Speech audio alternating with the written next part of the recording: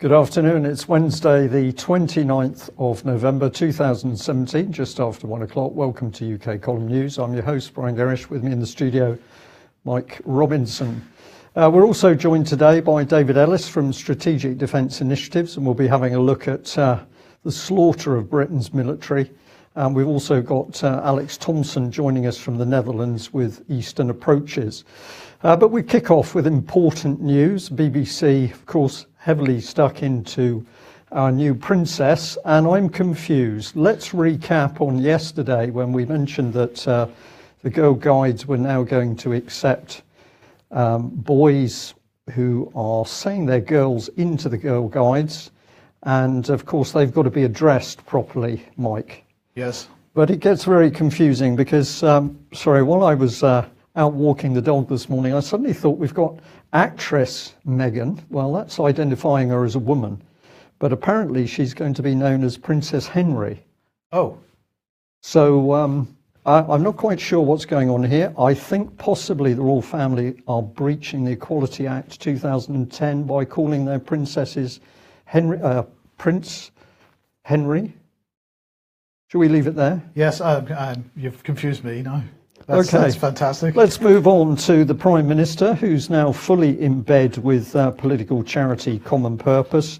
We're going to remind our viewers and listeners, of course, that this charity refused to give the original backers to the Common Purpose experiment.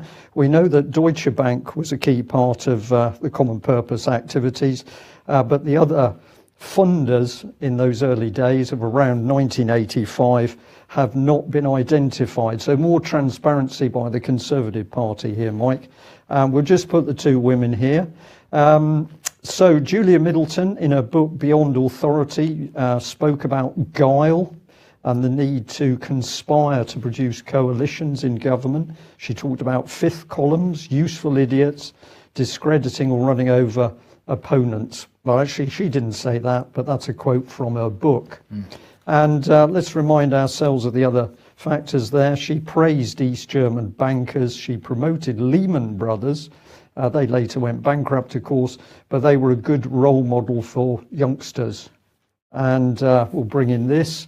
The original banks, as we've said, weren't identified. Deutsche Bank was crucial to Common Purpose's growth over the years. So is Theresa May in bed with Deutsche Bank as well, Mike? I don't know. Quite possibly, we think. Common Purpose worked behind the screens to engineer the Leveson inquiry, which was a crude attempt of the British state to try and take control of the press and media. And we'll end on Common Purpose breaching data protection laws to spy on members of the public who were asking for details of public spending on Common Purpose. And I think we're going to be talking a little bit more about where public money's going. If anybody doubts what we're saying, here's a quick look at Common Purpose's Facebook page, where it said very clearly that Deutsche Bank is just one of the many organisations that have been crucial to Common Purpose's growth over the years. But this seems to have disappeared a little bit from the mainstream Common Purpose website.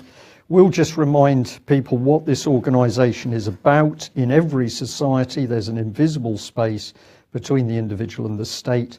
Our aim is to fill this space with as many of our people as possible. Subversion? It seems like a reasonable word to describe it. Yeah, political subversion, probably. Good news, Brian. We're going to spend £50 billion divorcing ourselves from the EU. That's according to The Independent and Sky News and The Mirror, because we've reached an agreement over Brexit. They're all crowing about this. Paying Brexit bill is Britain's obligation, says Grayling. We'll come on to that in a second. The BBC said the UK divorce bill offer worth up to £50 billion. They say that number 10 has played down reports. The final figure could be up to €55 billion, which is £49 billion at today's exchange rate. They say that the EU says the UK needs to settle its accounts before it leaves. It says that the UK has made financial commitments that have to be settled as part of the overall withdrawal agreement, and so on. So the question is, what is this? Is it a divorce bill? Well, you could look at it another way. It's around 4 years of contributions at the current level. because we're currently spending, about £13 billion a year. So that's about 4 years of contributions there, is possibly how we might look at it, and we'll come on to that in a second. Let's see what Chris Grilling actually said. He was speaking on BBC Radio 4 this morning. He said, "We've been very clear that we will meet our obligations as a member of the European Union as we leave." So let me see that we have very clearly meet our obligations as a member of the European Union as we leave. Can you work that out? Not quite sure. Are we a member? Are we not a member? It's not really clear from that. He went on to say, we don't want to walk away on bad terms. We don't want to walk away from obligations that we built up during our membership. Our goal is to be good friends and good neighbours with the European Union and to trade freely with the European Union, to carry on as friends. The price is meeting the obligations that we built up, no more and no less than that. Well, in fact, if we think back only to September, Theresa May was suggesting that that price was 20 billion euros. Now it's 55 billion euros. Which is it? Is it more or less? It's hard to say. And he went on to say, I don't think people in this country would expect us to just walk away from things we've already said we'd pay for. I'm not sure whether he's correct on that, Brian. No, right. So I'll just stay quiet, Mike, because these things are becoming so bizarre. Yes, right. So anyway, let's look again, consider again. Are we walking away? Let's look again at what he said. We've been very clear that we will meet our obligations as a member of the European Union as we leave, but we're not leaving. And I'm not sure how many times they have to tell us that we're not leaving, because this is what David Davis said not very long ago, or at least this is what the exiting the EU department said in a tweet. Watch David Davis closing the third round of negotiations to forge a new partnership with the EU. This isn't about leaving the EU, and they keep telling us it's not about leaving the EU, but for some reason everybody keeps talking about leaving the EU. This is not what they're doing. Let's remind ourselves what Theresa May said a couple of months ago. We will continue to work with our NATO allies, our European neighbours and the EU to support a future partnership of unprecedented breadth and depth. Now, I accept that in this particular comment she's mentioning NATO and others, but in other statements that she's made, she's been quite specific about a future partnership of unprecedented breadth and depth with regard to the European Union. So what can you say about that? I don't know, as I say, how many times we have to say it. We're not leaving. So what is this money for? Could it be that we are in fact making this commitment because we'll continue to pay into the European Aviation Safety Agency, or perhaps Europol, or perhaps we'll continue to spend money to opt into Euratom and a host of other European EU agencies. And let's not forget defence. We will continue to pay into the European Defence Agency and the €5.5 billion European Defence Fund. Well, as we said a couple of days ago on Monday, despite the fact that we didn't sign up to PESCO, we seem to be taking part in PESCO workshops. So I'm not quite sure how that works. Well, they're present, but they're not taking part. They're just taking part. Yes. So are we leaving? Are we not leaving? Well, then let's look at this, because let's remind ourselves once again, the European Withdrawal Bill 2017-19. This is nothing about withdrawing from the European Union. What this is about is making sure that all EU legislation is put onto the UK statute books. And I'm going to say that it's absolutely certain in my mind and in some other people's minds as well that the EU and the UK legislation will be kept in sync from that date forward. And it has to be, because the UK is going to be tied into a partnership of greater depth and breadth than we've ever seen before. So how can it be anything other than keeping laws in sync? If we're in a trade deal with the EU, there's going to be laws associated with that are going to be kept in sync. If we're in a defence agreement with the EU, there's going to be laws associated with that are going to be kept in sync. And the same goes for every agency that we opt into. And I'm going to say again, you compare Theresa May's position today with David Cameron's position before the referendum, and the only difference in language is that Theresa May claims we're leaving, David Cameron claimed we were staying, but in his case he wanted to opt out of institutions that we didn't agree with, and Theresa May says, well, we don't agree with the EU institutions, we're going to leave, but we'll opt into the ones that we do agree with. And I cannot see the difference in these two positions. So I'm going to bring Alex in first here, because Alex, we seem to have had a letter passed to us from Earl Howe with regard to military unification for a start. And let's just have a quick look at what this says. With regards to the relationship with between our armed forces and the EU, I can assure you, your constituent, that there is absolutely no question about the UK relinquishing sovereignty of our armed forces. It's important to understand that several member states, including the UK, have made it clear they do not support an idea of an EU army. There is no plan to establish one. What is necessary is for national armed forces to be able to work together effectively when they're called upon to act.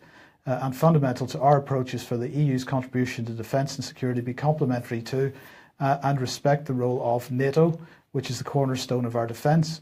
Well, again, let's come back to this again. If that is true, why is the UK taking part in workshops to develop PESCO, which is developing the European Union military?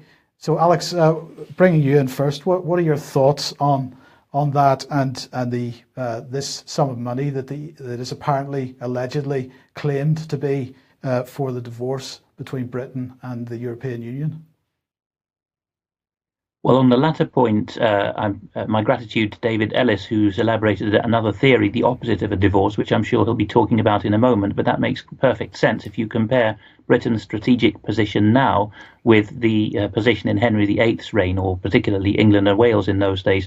There is a national determination to break free from the continental agenda, but the real powers on both sides of the English Channel do not wish to see that, and so for different reasons, they dress it up as something other than it is. But this letter from the Earl Howe replying to an MP to send on to a constituent is, to my knowledge, the first time that the government, quite a senior person, the Minister for Defence, so the number two in the government responsible for military policy, Earl Howe, has said, as close as he can to saying it without getting lynched, basically, yes, we do support PESCO and the EU is in lockstep with NATO. He doesn't mention defence procurement in that letter, of course. He talks about the stuff that the Continentals like to dwell upon, preparedness to face joint challenges in shared operations. But inevitably, if he's selling PESCO to us, then he's selling defence industry unification as well. So, David, is this a divorce settlement or is it a dowry? Well, you could argue that. It certainly looks like a dowry, doesn't it? Because they're talking about a new relationship, a new, deeper and special relationship. As if it's something akin to Macmillan's FISMAT special relationship contract with the nuclear material with the Americans back when we started developing pits and piles ourselves. So, I mean, taking it from the top, the slide you put up there with Theresa May, the sort of shadow language is all about defence and military. And we're clearly seeing there that obviously, whilst they haven't signed for the time being, the caveat, PESCO, the government is clearly taking part. And that dovetails in beautifully there with the letter from Earl Howe that we've got hold of, where he's basically just saying exactly as Alex has said. So what we've got to come back to is all this hocus pocus about trade. What exactly are these people trading? Because this isn't a trade deal to do with, whether Britain is going to play nicely with tariffs to do with straight cucumbers. The whole nub of all of this is to do with vast amounts of money, national militaries, and defence contracts, and the supranational global defence companies. So that's the big picture. That's what all this is about. And I've said this for quite some time, is that this whole thing really anchors off it. There are two fundamental components for unification of Europe, the EU zone, if you want to call it, and that is that all of the nations' national currencies need to be unified into one. So they've pretty much done that. And the next thing is they need to unify all of the national militaries into military union. And the framework that they're going to do that under is this thing called PESCO. So Earl Howe there has basically told us what the government's position is. Now, the government isn't necessarily as we think it is. It's obviously there's quite considerable workings and offices beyond the Prime Minister that we see. And this is where the heart of the matter lays. So thanks very much for the person that's got that Earl Howe letter in and got it to us, because it really does. The language in it is very, very specific. It tells us exactly what the status is. Yes. Any thoughts?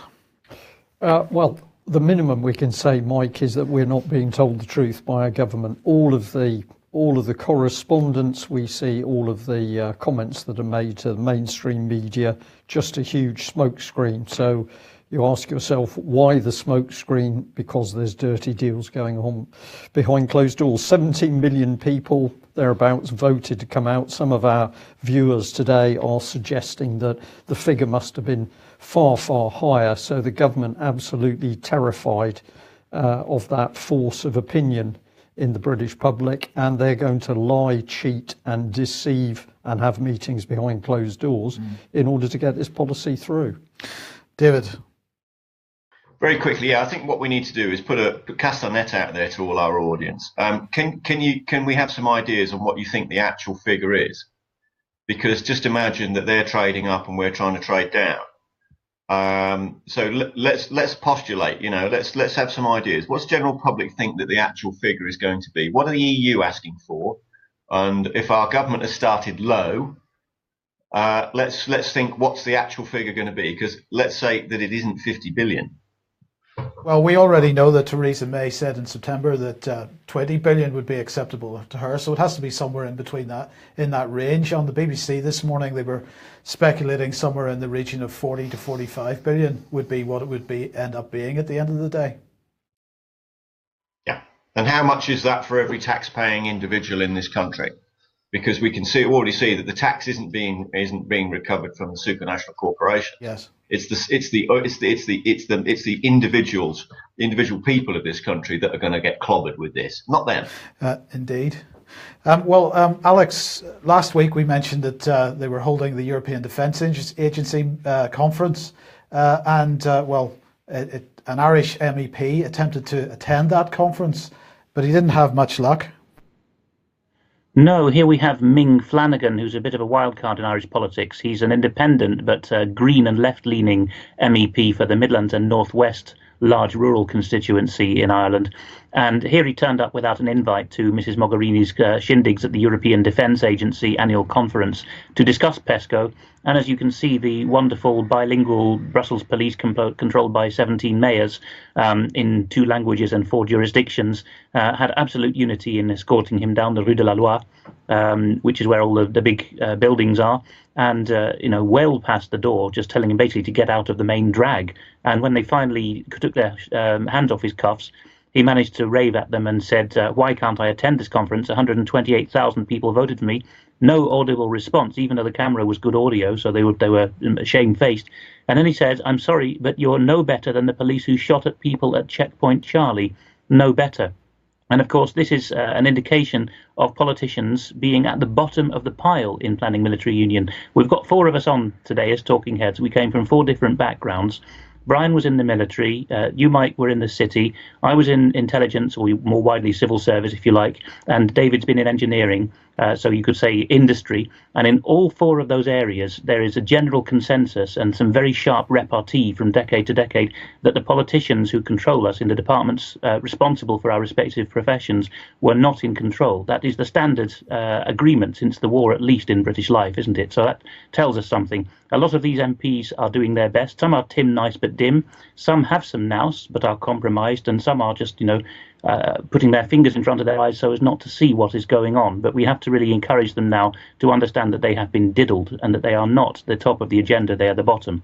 Absolutely. Well, defence procurement, of course, not in Earl Howe's letter, but we'll be glad to know that HMS Sutherland is taking a trip into the Asia Pacific region, and while it's there, it's going to stop in at Australia, and well, according to our new Defence Secretary, Gavin Williamson, this is great news because while it's there, we'll be able to have some fun with the Australians, discuss trade, and because Australia and the UK remain extremely close trading partners. But particularly because only a few weeks ago, Defence Procurement Minister Harriet Baldwin announced the intention to look at fitting Australian radar systems to British warships. They see that as an opportunity to sort of get together and have a chat about that as well. So this is a bit of good news, isn't it? I think No. this is a spun story, Mike. I think what we've got here is a warship visiting Australia. There's nothing special about that. But if in the background we've got some new deal over Australian radars, quite extraordinary. Is Australia known for their expertise in radar systems? I don't know. We can't build them anymore. Apparently, we're now going to take in the Australians. Ship visit there. It's just spin. This is a visit, a routine visit, where there will be some socialising. Yes, but what it does do, David, is demonstrate that defence procurement is becoming a totally international thing, which is basically what you've been saying from the beginning. Yeah, well, I mean, it is albeit that there's a chunk of the globe that are not in the current framework, and that's probably what the majority of this discourse is all about. It's not just that they're not in the defence framework, but they're not in the monetary framework either. So, I mean, you've got to say that what we've got here, I mean, I completely concur with Alex. We've got a situation where a lot of these MPs are in this instance, playing fantasy defence league. And they are in absolute, they've got, severe cases of cognitive dissonance, some of them, because what they've got to understand is that who actually is writing policy here and what is the government's job and what is the cabinet's job. And it just seems at the moment that what we've got, and we've had for quite some time, is that these people are just implementing policy from Lord knows where. They don't even know where it's coming from. And their job is to implement it. And all they're really arguing about is which gang within the party gets the keys to number 10 to implement the policy. Yep. Because at the end of the day, this is a fundamental to this. These MPs and the ministers have to understand that they are held in such disregard by the central bankers as having low acumen, because they're not allowed in to the big central banks and the critical meetings where the monetary policy and all of these other policies are forged. That's the fundamental. They've got to realise that. I mean, I'd like to have a vox pop with all of the Tory MPs and all of the Labour MPs. What policy have you actually written and had accepted into your party yourself as an MP, and have it submitted so we can see that this policy was written by, let's say, for argument's sake, the member for here, and they have written some policy and it's actually gone in. Because clearly what we saw with the last debacle with Ben Gummer at the election, it was just a load of nonsense, But we've obviously had Oliver Letwin running policy there in the Tory party for quite some time, and he had obviously his own close circle, shall we say? Yeah. Well, you talk about big business and the banks, of course, procurement is absolutely tied in with that. And David, I've got to say you were absolutely right. This headline here from The Guardian, BAE Systems to cut nearly 2,000 jobs. And the sub-headline there, a little bit difficult to see, but it says defence contractor deals blow to manufacturing sector after lack of orders for its Eurofighter Typhoon jet. So here we are. You predicted we were going to see trouble in British aerospace. They haven't got orders. Why not? Because it's not really British aerospace. It's been trying to sell something that's been fabricated pan-European. And who's hovering in the wings? An American company, presumably to take over. Who's that going to be? General Dynamics? Well, there's a few players. We've got obviously Boeing, are cash rich at the moment. Lockheed, cash rich because we've been pumping a load of our own money into them. So what we've got here is a situation where there's been a progression from the reviews, which have done nothing but cut. And in the process of cutting, what they've done is they've cut the ability and the efficiency, because obviously defence is already inefficient by its very nature. So if you cut it, you make it more inefficient. So cutting the Navy down to the size it is has made it grossly inefficient. And the only way to reverse that is to increase the spending and make it more efficient, not, and decrease the ratio the other way. So the government has got a golden share in BAE. And looking at what's happened between, the 80s with the Not review, the Labour reviews under Robertson, and now these strategic and security reviews that the Conservatives have come up with, all it's done is cut. And what it's done is it's destroyed the manufacturing and engineering tree in the country that everything anchors off. And in doing so, has made BAE incapable of making a aircraft all itself, which is what we used to do quite comfortably back in the 50s with Hawker Siddeley, Avro, and so on and so on. So we've had the Sandys thing come in, and it's done on a pan-European basis. First job was Tornado, and that's just about to go out of service. But what's happened here, crucially, is that whilst they've been doing all this, they've been shortening the positions all around. So the government's golden share is actually being shorted out by the government, because they've put BAE into such a vulnerable position with such small amounts on its order books and its ability to make and produce and sell in a timely fashion. So this is the one big problem. We've had them get rid of Harrier in 2010, smash up Nimrod, and then make a gap, and then go off and buy American Boeing P-8s. Now I've got a bigger problem because we've got the exchange rate. Do you want to come in? Yeah, David, let's just put a few images on screen for people so that they can see that this has been reported. What we're doing is joining the dots together. So we've got two articles here. We've got the Telegraph boasting that we're going to get the American Poseidon maritime patrol aircraft. That's on the left of the screen there. So we've had to buy American to cover a huge gap. How was that gap created? Well, the RAF Nimrods, huge amount of work had been done. They'd got a really good aircraft ready to go. They were simply pulled out of service. And in the picture, you can see those aircraft literally smashed apart in a scrapyard, leaving us without maritime patrol aircraft at the very time the Conservative government said that Russia was a dangerous and imminent threat. You've mentioned the Harrier.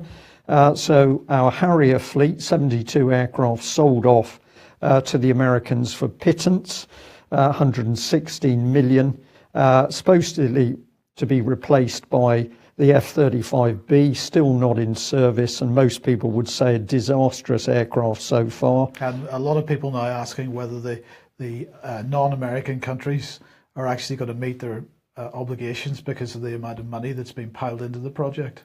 Yeah, vast amounts of money, and it's still not fixed. We just put in this little one here because the aircraft, the Harriers that the Americans did take on board, they've been so pleased with them, they've been upgrading them. But of course, in the background, there were well advanced plans to produce a supersonic Harrier. But all of that British expertise sold off for a pittance for these F-35 fighters.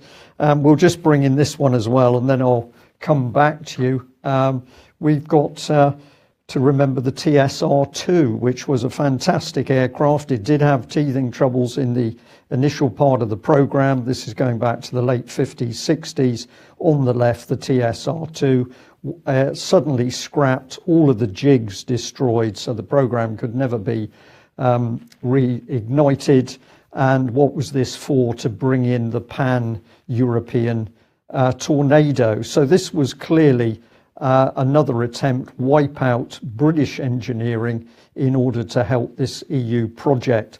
And just because we'd like to emphasise this, in front of me, I've got a model of the very aircraft. If you don't know about TSR-2, have a look at some of the documentaries and ask yourself, why was this cancelled? Well, your father worked on this? Indeed, yeah, my father worked on it, and I can remember him coming home distraught that the project suddenly closed for no apparent reason. But what did they want destroyed within the next couple of weeks was the jigs. And that meant that the intention was the TSR-2 project never revitalised. This is willful destruction of British industry in order to help that EU project. Hindsight, I think, is a wonderful thing, David. It is in plain sight. Now, I'm glad you've cited the TSR-2 precedent there, because there was no reason to stop that project. All of the senior people on the team said, you know, that the plane was excellent and it was going to be a world beater. And the anecdotal, it's got to be said, is that it was cancelled because Wilson wanted his IMF loan, and part of the dictation of that policy to get his IMF loan was that would have to be stopped and they would have to buy F-4 Phantoms. So all this at the expense of British engineering, British industry, British skills, jobs, families, communities. Right, Labour Party, come on, because this is upside down. Yep. So we've done it all again with Harrier and Nimrod.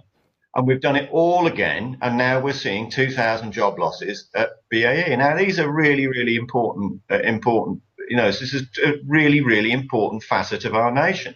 We can't make anything. Well, David, let's bring in. We then lead on to more problems. Let's bring in your slide here, which is tragic, because I think this particular item has a warm place in the hearts of many people. But the Arga factory is now closed, so we can't pour steel. We can't make the castings for the Arga stove. Car industry's gone, aircraft industry destroyed. We can't manufacture trains. We can't look after our own nuclear power stations. This is not due to incompetence of the British nation. This is policy that's coming out of the British government. And remarkable that our backbench MPs simply do not know what is going on. Well, either they're ignorant, or actually they do know what's going on and they're lying. Now, I'm sure Gary Streeter and Johnny Mercer wouldn't lie to their constituents, so we must assume that they simply do not know what the real policy is. And when you put the policy in front of them, they have cognitive dissonance. They can't see it. Where do they get their answers from? Conservative HQ, and then they're back in the very propaganda machine of the Tory party. There's something very serious going on. We don't have a working government at the moment. Well, it's certainly not what it seems, and it's certainly working against the nation. By deed or effect. You can see we're going the wrong way. There's too much stuff going wrong here. It's not as if we haven't offered briefings to all these people to discuss this. So there's no excuse. It's not like they say, well, nobody offered to help us or nobody offered to brief us on it, what's going on, because that's not the case. So these guys have actually got to see what's going on. But you've got to say where the party is concerned, and it's very interesting that the first meetings I had with an admiral when we first started this was that he said, you've got to understand, David, that the Tory party is incredibly cruel to backbench members if they step out of line or don't do as they're told. And of course, we can cite some precedents there as to what's happened. Rupert Allinson, when he went against Maastricht, was deselected. He went against policy. And obviously, we can talk about Enoch Powell being thrown out under Heath as a shadow minister because he didn't go along with the grander plan of free movement of people. So this is what happens. A lot of these guys, this is just a job and a paycheck. They're not really there to in the fiduciary role that we think they're in, and they're not, clearly a lot of them don't want to break the party line for whatever reason. But this comes back to policy. Who is writing this policy? Is it just their job to implement it? This is the barrier we've got to break through in this campaign. I come back and sort of give credit really to Caroline Stevens and her network. They're doing some really great work. Everybody, please, if you're able, try and assist. But Alex, the Cypriot press, and you've been covering how the European press has been talking about EU military unification, but this is another example of it. Here we have Elias Hazou, who writes for one of the two main English language Cyprus titles, Cyprus being, of course, a sovereign country with some strings attached and being an EU member state. And a core member, in fact. People may remember Patrick Henningson's coverage of the savings crisis, where the banks helped themselves to people's savings. Cyprus has had it hard, and of course, nearly half of the island, the northern part, is occupied by Turkey. Severe security challenges. There's sovereign base areas operated by the British military and GCHQ in the south and east, Aya Nikolaos and Akrotiri. And the French want to get their hands on this stuff now. So Hazou has picked all of this up, and he, as the first mainstream journalist, whether in English or in the national language, the first mainstream journalist, to my mind, in any EU member state, including Britain, who has actually gone to the nub of the matter and asked, what is PESCO and how does it relate to our sovereignty? And to give him his due, he did his research and found that the UK column was the best information available. So he quotes at length there, people can freeze it or find the article themselves, none other than David Ellis and your good self and myself as well at some points, and gives us full credit. And he's told us that he thinks there's nothing rivaling UK column's coverage of EU military union in the whole of Europe, which we don't like to boast about, but I'm afraid it's true because very few other people are bothering to look. Excellent, and we're going to thank the Cyprus Mail. Absolutely. Right, bereft of German cover, France shows its hand. What's going on? So, having become aware of the Cyprus Mail, I've found out that they're a good source on this tripartite axis, which has been being built up in the Eastern Mediterranean, north to south, between Greece, Cyprus, which of course is also a Greek-speaking country, and Egypt. And this turns out to be about energy corridors and ways to thwart Turkish and Russian ambitions. The Cypriots and Greeks, of course, are Eastern Orthodox and traditionally close to Russia, which is why France in particular is worried about this. The French military, as I've often said, is the ultimate interested party in EU military union. The Germans have always preferred to lean on their economic might, particularly since 1945, but the French, especially under the new President Macron, want to regain the old gloire de la France and retain a seat at the top table. And they have, in that service of that aim, they've sold what remains of their heavy industry, such as Alstom, their military capabilities, to a German conglomerate. They've thrown in their lot with the Chinese One Belt, One Road increasingly. And the cherry on the cake is that the French military is now, from Romania and southward, seems to be dominating the general staff of the militaries of these countries and forging alliances between the Levant, Israel, Egypt, and the Greek-speaking countries. So a very powerful axis for France that's being developed there. The urgency of it, of course, is that France has to creep up from behind the German cover now, because the chaos of the German elections we may have time to cover at the end of this broadcast have meant that France is having to go it alone, which it doesn't really want to do. It would prefer the rest of Europe to think that it was the Bosch that was behind this all, but it isn't.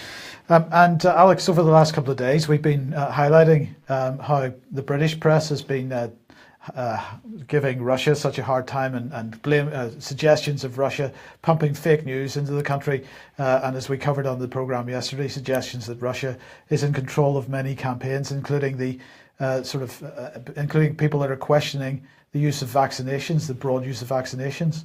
But here the Dutch Interior Minister also warning of Russian fake news.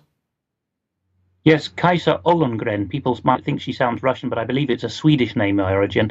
But she's doing a carbon copy of the British government as the new Interior Ministry, and she represents the bien-pensant Liberal Party, D66, which is very anti-traditional and quite elitist, really. She has said that Russia is involved in fake news, and the turns of phrase, as often happens, are identical between the British and Dutch governments. And let's mention Dilyana Gutniera. I probably haven't pronounced that correctly, but of course Dilyana was exposing the transfer of weapons into Syria and other places and lost her job as a result, although I believe the articles that she wrote haven't actually been taken down from the media company she was working for. So she's a freelancer again, but getting some coverage. Yes, her articles, I believe, are still at trud.bg, trud.bg, but this is quite a shift of gear. Radio France Internationale, which is the public broadcaster for the world, it's the equivalent of BBC World Service or Voice of America or Deutsche Welle, they have actually covered her properly. And this, to me, because there's such a close alignment between these state broadcasters for overseas consumptions and the government, it implies to me again that the Élysée, the French presidential palace, has directed the French deep state to do an about face and distance itself somewhat from the Anglo-Saxon and NATO arrangements, particularly in that same area that we were just talking about, the Balkans and the Eastern Mediterranean, because of course the nub of this is that Bulgaria was shipping its former Soviet and current production runs of munitions allegedly ultimately to terrorists in Dilyana's reporting, but via stopovers in countries like Turkey and Pakistan, ultimately destined for Syria and Afghanistan and for Central Africa and Southern Africa. So it's quite unprecedented, I think, that the French would have reported this at, shall we say, official or almost state level, and does indicate that the French are not on the same page as us. Okay, and well, Christmas. Tell us, what's Sinterklaas? How is that being ruined? Well, both of you, Brian and Mike, are familiar with the Netherlands, and you'll know that the evening of the 5th of December is when Sinterklaas, St. Nicholas, but in the Dutch version, it's something like Father Christmas, but more closely modelled on the historical Bishop of Smyrna. He turns up, and traditionally he has his blacked-up helpers. Now, some people find this offensive and upsetting, but it's just a tradition that's gone on for decades. People apply boot polish to their faces and dress up as Santa's assistants. And then every year, Santa makes an official entry some town in the the Netherlands. This year it was in the high north of the Netherlands, in the sleepy Frisian town of Dokkum. And there you can see that they had to put roadblocks. This is unprecedented for the Netherlands. They haven't had terrorist attacks like all the surrounding countries.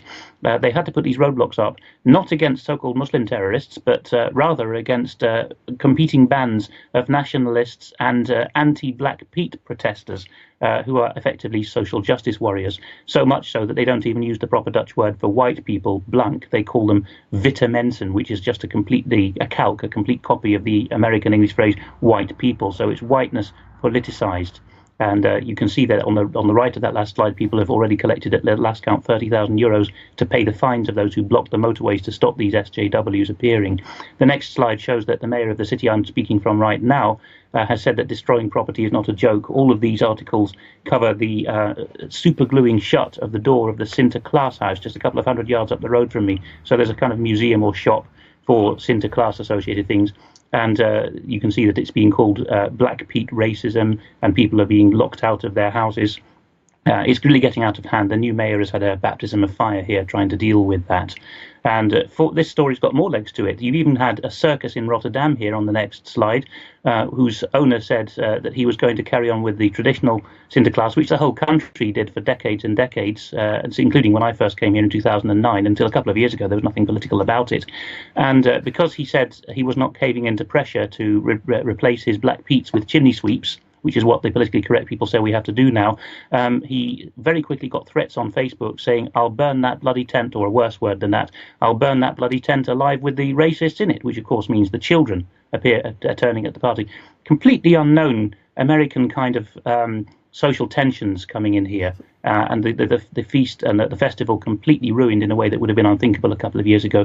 What's the cause? Well, two thinkers have given us an idea. The article on the left here says that it's really a kind of way of rehashing the doctrine of original sin. You know, you have things to be guilty about. That's where the hate of Black Pete has come from. That would explain the religious fervour of these groups of protesters and anti-protesters. And on the right, Geen News is suggesting that it was all George Soros and his Open Society, and that they may have may have paid people to attend, as they have done in America, hiring people off Craigslist in the American type. What's the Interior Minister's response? The same Miss Hologram that we just saw. Well, she has very mealy-mouthed said that she is in conversation, in dialogue with mayors and councils about the right to demonstrate. And of course, mayors, this is the whole point about the Napoleonic system we're entering, mayors have the right on the continent to ban demonstrators if they think public order is threatened in a way that they can't do in the common law. And she has basically suggested, well, of course, there has to be a right to protest, but it has to be balanced. And the people I have to talk to about this are the council, not the public. It's a very dangerous policy, I think. When I was in the Netherlands myself, going back to whatever it was, 89, Sinterklaas and his helpers, everybody engaged in that, and there were Suriname members of the Dutch Navy at that time. They were happy to engage. This smacks of change agent manipulation, and of course, if we give an example here in Plymouth, we saw that in the regeneration community of Devonport, there was a move by these sorts of social change agents' powers to get rid of Christmas and bring in a winter light, winter fire festival instead. It didn't. This agenda didn't come out of the local community. This is one that came in through the various organisations that wanted to regenerate those communities. Okay, I think we'll probably end with this one. Now, this is some propaganda that the Foreign Office has pushed out today on Yemen. It says in 2015, a Houthi rebel insurgency overthrew the legitimate government of Yemen, except that it didn't, because there was no legitimate government of Yemen. At the time, President Hadi, who had been the president, had overstayed his welcome by a year. His term had ended on the 25th of February 2014. He remained in office until 2015, and he failed to call for a general presidential election as per an agreement that he had signed. So that the propaganda that the government has pushed out said that it triggered the Saudi-led coalition to intervene at the request of President Hadi. But as we say, as we've just pointed out, President Hadi had no legitimacy. So this isn't an insurgency in the sense of some terrorist rebels here, or even moderate rebels, if you want to put it that way. This is people getting rid of somebody that had overstayed their democratic mandate.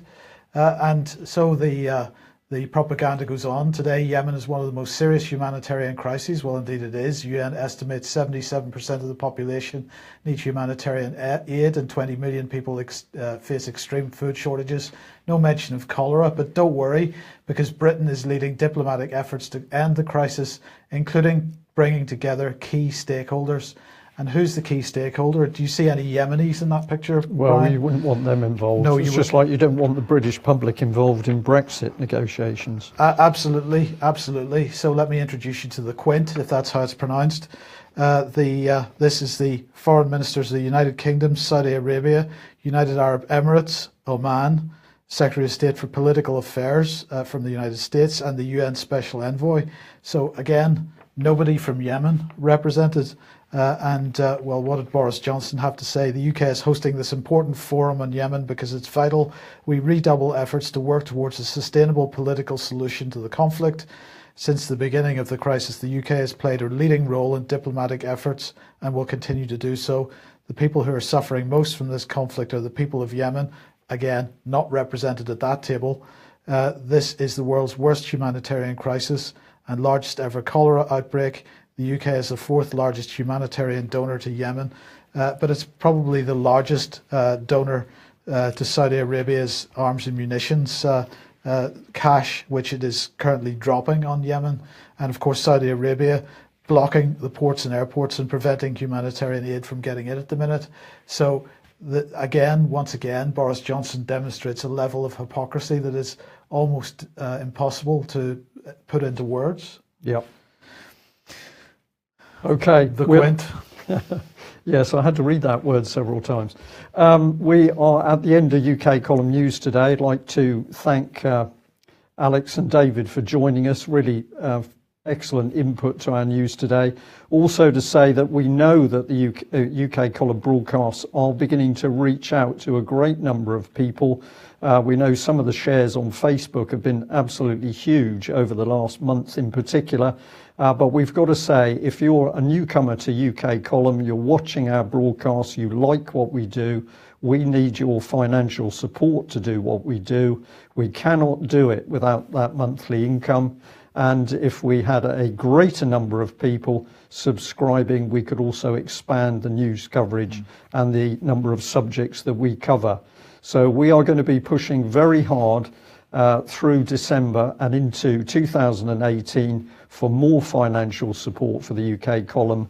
If you like what we do, we can only do it without financial support. Thanks very much for joining us. We'll be back at the same time tomorrow. Bye-bye. Bye-bye.